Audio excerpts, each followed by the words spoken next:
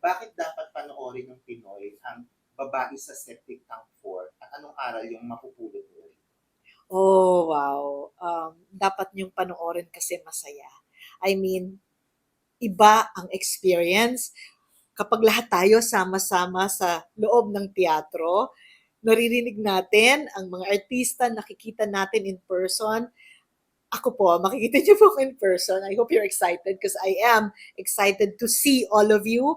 Uh, this is a totally different experience. It's exciting, it's fun, it's wild, and kung sa aral at aral man, I think nasa sa inyo na kung paano nyo tatanggapin yung ibibigay namin sa inyo.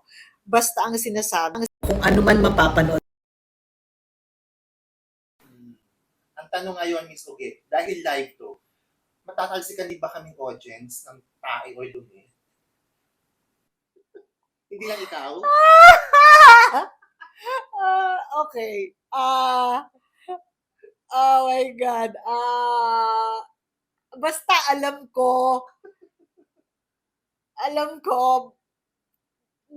may mangyayaring parang turbulence. Parang Oh gano'n. my God. So, may chance na magsitalsik. Pero, bahala na kayo.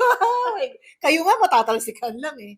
Kamusta ako? Oh my Diba? God. So, dapat pala mag-raincoat kami. Pwede. Let's see. Let's see. But what is ang babae sa septic tank without septic tank? Diba? Yes. Oo. Miss Uge,